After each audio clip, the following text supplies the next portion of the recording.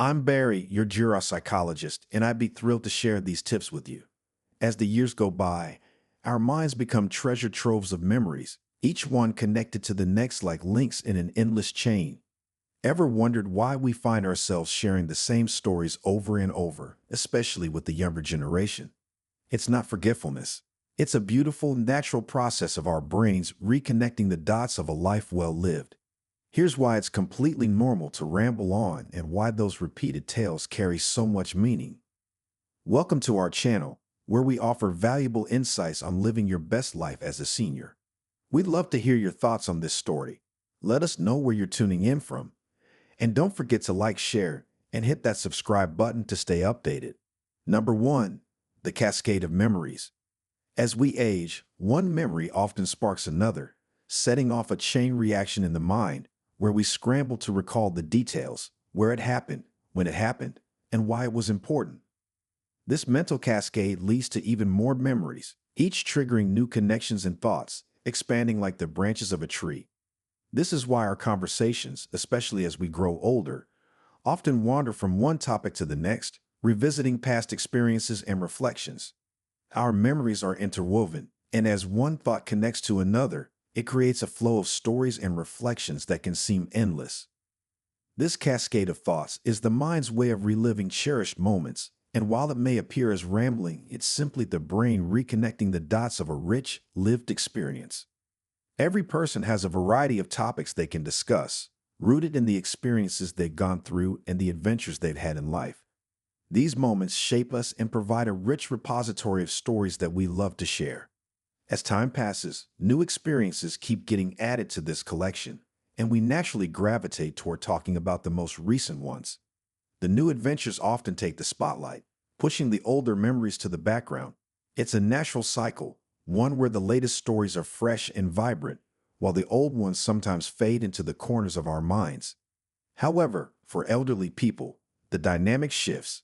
They no longer have new, exciting experiences to add to their repertoire, not in the same way they did in their younger years. The physical adventures or groundbreaking changes in their lives may have slowed down, and what remains are the memories of earlier times. Over a lifetime, these memories accumulate, becoming a vast collection of old experiences, each one rich with detail and significance. But without fresh material to talk about, the elderly often find themselves revisiting these older stories they've lived through, cherished, and learned from. For the listener, especially the younger generations, this repetition can seem tiresome over time. Hearing the same anecdotes or reflections may start to feel repetitive. However, it's important to recognize that these stories are more than just words. They are the lifeblood of the elderly person's identity. Each tale they recount is part of a larger narrative of their life, a life lived fully with trials, triumphs, and lessons learned. For many elderly people, it's not about reliving these stories to bore others, but about finding joy in their memories and holding on to the experiences that shaped them. While the listener might grow weary of hearing the same tales, understanding the importance of these memories can help bridge the gap between generations. What may feel like rambling to a younger person is actually a deeper connection to a life well lived. And with patience and understanding, the joy in those old stories can be rediscovered, both by the storyteller and the listener. Tip: embrace the flow of memories, even if they repeat themselves. Take time to listen and reflect on how those stories have shaped the person sharing them. The past holds much value, and every memory is a piece of the puzzle that makes up a life. Number 2. The reality of our infirmities. As we age, our bodies begin to show signs of the years gone by. What was once taken for granted, the ability to move freely, to get through the day without discomfort, starts to fade. Aches and pains become more frequent, and conditions that were once easy to ignore or push through now take center stage. The reality of our infirmities isn't just about the physical decline. It also encompasses the emotional toll of facing limitations we've never had to reckon with before. It can be a humbling, sometimes isolating experience to realize that our bodies don't work as they once did, and the things we enjoyed, whether it was walking to the store, picking up a grandchild, or simply standing for long periods, are now harder to do. Physical ailments can often become a prominent part of daily conversations. For many elderly individuals, chronic conditions like arthritis, heart disease, or persistent back pain are constant companions. As the body ages, it becomes more fragile, and with that fragility can come a sense of frustration, sadness, and sometimes even anger. The body's signals, aches, pains, and discomforts become the backdrop to daily life, and talking about them is a way of sharing what's happening with the world around them. In some cases, the emotional impact of physical ailments is just as pronounced as the physical pain itself. As seniors experience loss, whether it's the death of a spouse or a close friend, or simply the inability to participate in once loved activities, they may feel a growing sense of loneliness. This emotional burden, compounded by the loss of physical independence, can result in repetitive conversations about aches, pains, and past losses. These conversations, while perhaps seeming mundane or even repetitive, are often a means of coping, a way to seek comfort in the familiarity of shared memories or expressions of grief. The act of discussing their physical ailments might also be a way to get attention or care. For many elderly individuals, daily interactions with family and friends may become limited to moments of sharing their health struggles. It's not that they want to burden others with their pain, but simply that they need someone to acknowledge what they're going through, to listen and offer support. This need for validation can be deeply important for seniors, as their physical struggles often feel invisible to the rest of the world. As hard as it may be to hear, especially if the same concerns are repeated, these conversations are part of the process of aging. Acknowledging the reality of their physical limitations helps seniors maintain a sense of control over their lives. It's their way of processing the inevitable changes they face and seeking solace in the familiarity of their stories. Jane remembers the years she spent living with her grandmother, a time that shaped her understanding of aging and the quiet loneliness that sometimes accompanies it. Her grandmother, though full of life and wisdom, had a best friend who visited every evening without fail. The two women would sit for hours, reminiscing about their youth, laughing over old jokes, and discussing the world around them. Jane often sat quietly in the corner, watching them, listening to the rhythm of their conversations. The bond between them was strong, a testament to years of shared experiences and mutual understanding. But as time went on, Jane's grandmother's best friend grew frail. One evening, the visit stopped. Her grandmother received the news that her dear friend had passed away, and it marked a shift in the quiet routine of their home. Her grandmother was devastated, and the loneliness that followed was palpable.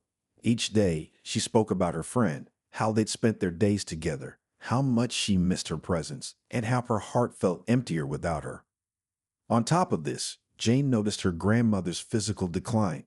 She began to complain more often of chest pains, a symptom that seemed to grow worse with time. "My chest hurts, Jane," she would say, clutching her chest and sighing deeply. The pain was both physical and emotional, a reminder of the loss she had suffered and the solitude that now marked her days. Jane tried to comfort her, but there were times when words felt inadequate. She would listen as her grandmother spoke endlessly about her late friend, her stories growing more frequent and more poignant. The repetition of her grandmother's stories and the constant references to her friend's absence became a part of Jane's daily life. It was hard to watch her grandmother struggle, both physically and emotionally.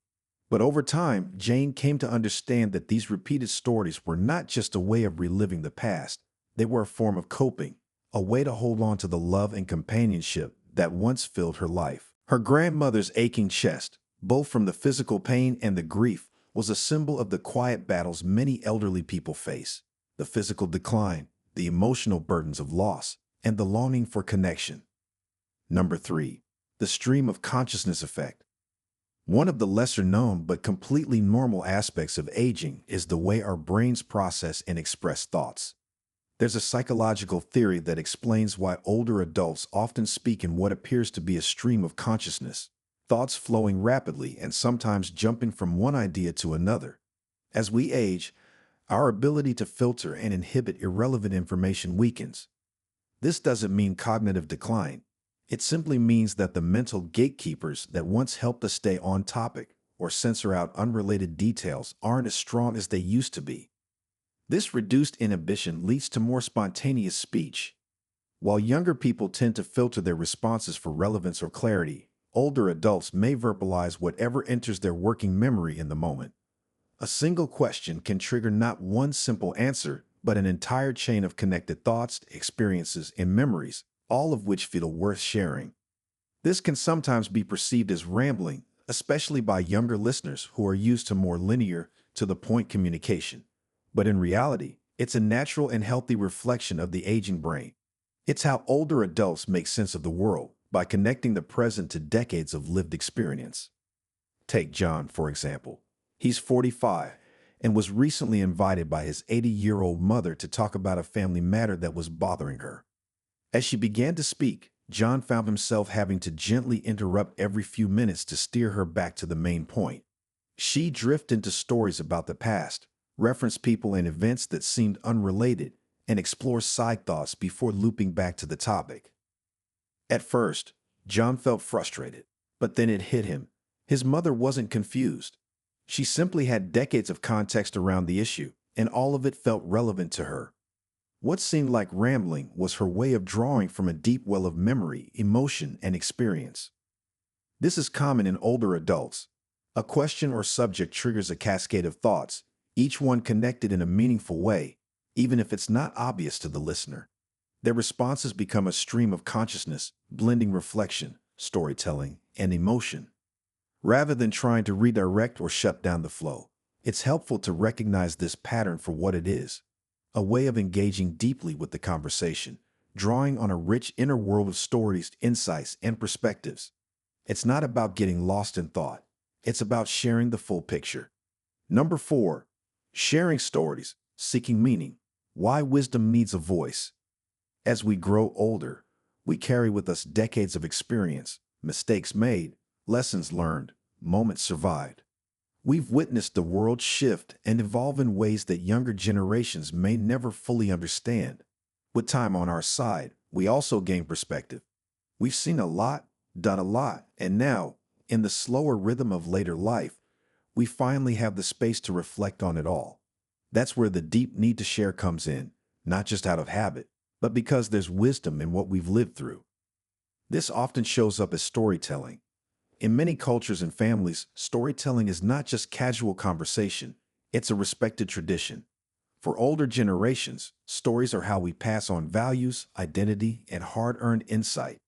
Each story told is a thread in a larger tapestry of who we are and what we've come to understand about life.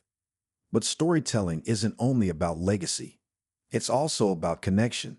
When older adults share memories or lessons, there's often a quiet hope behind the words, a desire to be heard, seen, and affirmed. It's human nature to want to feel that our lives mattered, that what we've learned is of value to someone else. This is the need for validation. Sharing these moments becomes a way to say, "This was important to me. Maybe it will mean something to you too." Sometimes younger listeners dismiss this as rambling, but often, what's being offered is a gift, a chance to learn from someone who's walked further down the road. These stories aren't just about the past. They're bridges to understanding, connection, and mutual respect. Number 5, the unfiltered truth of seniors. One of the most refreshing, and sometimes surprising, traits of many older adults is their unfiltered honesty. With age often comes a shift in perspective. After decades of navigating life, relationships, and responsibilities, many seniors reach a point where they feel no need to sugarcoat their thoughts. They've earned the right to speak plainly. There's less concern about impressing others or tiptoeing around social expectations. What you get is real, raw, and often insightful. This straightforward communication can be a shock to younger people who are used to more filtered, polished exchanges. But in truth, this honesty is rooted in confidence, clarity, and experience. Seniors have seen trends come and go, faced challenges and heartbreak, and built resilience. When they speak openly, whether it's a blunt opinion or a sharp piece of advice, it's often coming from a place of deep understanding. At the same time, it's important to remember that behind this boldness, many older adults also carry a quiet vulnerability. As life slows down, social circles shrink. Family may become distant, friends pass away, and many seniors are left with fewer meaningful interactions. They may live alone in care homes or in the background of a busy household, still present, but often overlooked. In these moments, what looks like talking too much or being too blunt is sometimes just a call for connection. The candidness is paired with a hope that someone will engage, listen, and respond. It's a way of saying, I'm still here. I still matter. My mom is 81. If I step onto the porch with her, she'll just start talking. 30 minutes go by and I've said absolutely nothing, but she's gone on about the neighbors, family drama, people I've never met. I used to tune her out too. Now I try to stay present. Sure, not everything she says is fascinating, but I remind myself, this is how she connects. This is how she shares what's on her heart. And really, how hard is it to just sit, listen, and be there? The truth is, as we grow older, we don't have as many new adventures to add to our stories, so we pull from what we've already lived, sometimes again and again. It might sound repetitive, even boring to some, but those memories, they're treasures.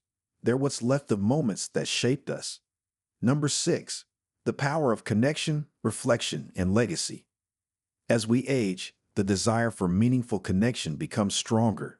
Life slows down, daily routines become quieter, and conversations take on new importance.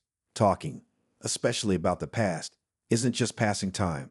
It's a way to connect, reflect, and leave a legacy.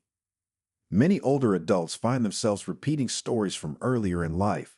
At first glance, this might seem like forgetfulness or habit, but there's much more happening beneath the surface. These memories are the highlights of a life filled with lessons, laughter, heartbreak, and growth. Revisiting them gives older adults a sense of identity and continuity. It's how they remember who they are and where they come from. Talking about the past also helps process emotions that may not have been fully understood or expressed at the time.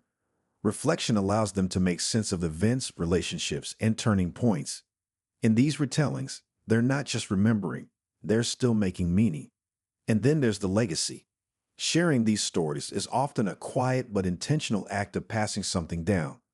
A value, a warning, a piece of family history, a lesson they hope someone younger might carry forward. The past becomes a bridge to the present and possibly to the future. These conversations are often driven by a need for connection. As social circles shrink and loved ones pass, the ability to share these pieces of themselves becomes essential to emotional well-being. It's not about dominating a conversation. It's about staying anchored in relationships that still matter. When an older adult tells a story, even one you've heard before, don't just listen for the plot. Listen for the feeling, the insight, the purpose. These stories are threads in the fabric of their lives, and often they're offering them to you with the hope that you'll hold on to something meaningful. As we age, we become walking histories, brimming with untold stories, lessons, and wisdom. The moments when we ramble on are simply reflections of a life well lived. So embrace it, share your stories, nurture your well-being, and savor the beauty that comes with every year. You have earned the right to be heard and to live life on your own terms. Aging isn't something to fear. It's something to celebrate, cherish, and make the most of.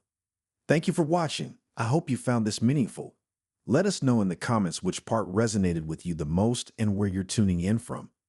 And don't forget to hit that subscribe button. More inspiring tips and stories are on the way. See you soon.